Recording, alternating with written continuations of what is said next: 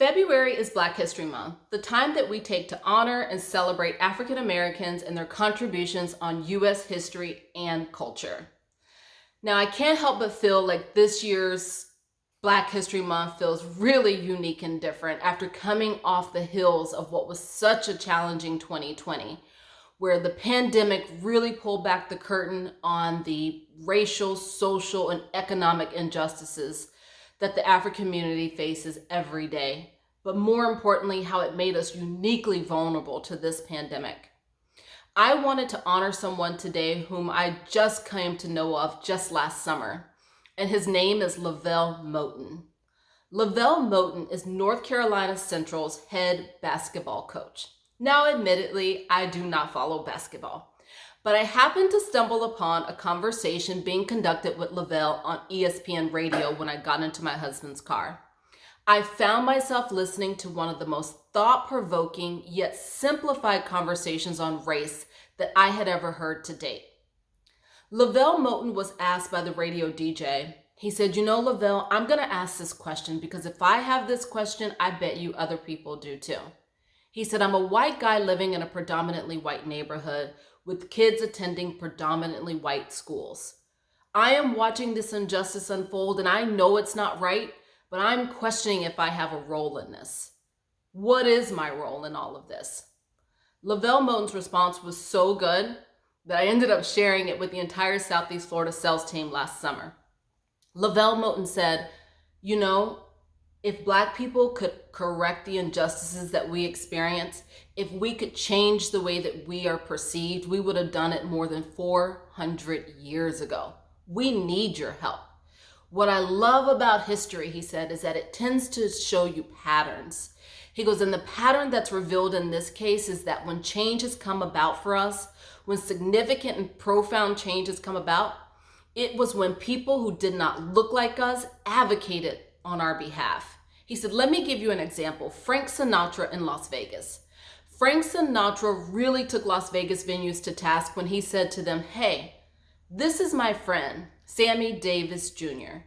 And if he cannot live here, play here, stay here, and enjoy these hotels in the way in which I am, then I'm gone. Frank Sinatra understood clearly that he was standing in a position of power and influence, and he used that to advocate on behalf of his friend. I felt so much emotion listening to this conversation, and then I realized I had experienced this. I was trying to get into new home sales, and I wasn't having a ton of luck. And then a friend of mine who already worked for the Pulte Group said, give me your resume. I will give it to a manager. I will talk to them about you. Let me see what I can do. In a very short amount of time, I found myself on my first interview and accepting my first position in new home sales. When change had come about for me, significant and profound change had come about, it was after someone who did not look like me had advocated on my behalf.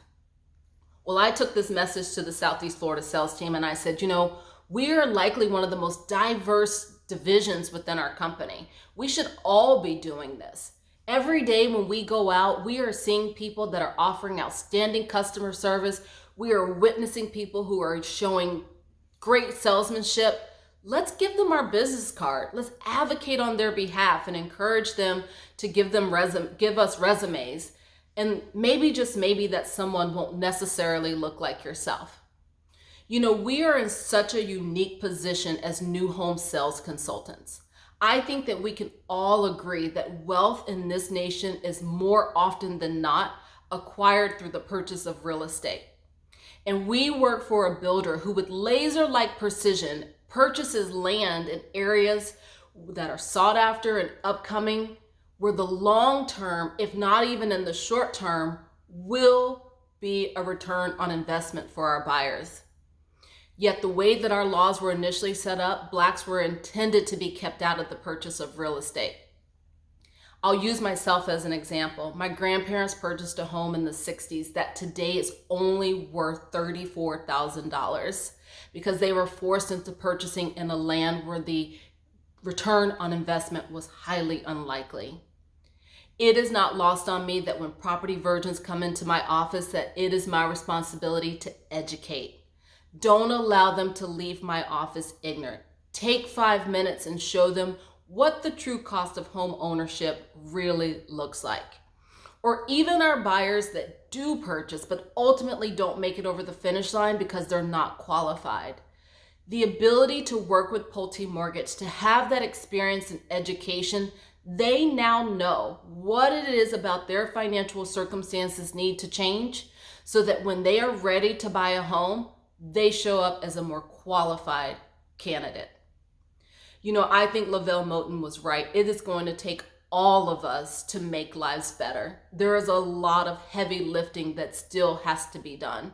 But if we can approach this from a spirit of people serving people, then we are all in unique positions to make lives better. I appreciate so much the opportunity to share my personal experiences with you in February and celebrate Black History Month. And I also appreciate the ability to spread Lavelle Moten's important message. Thank you so much for this opportunity.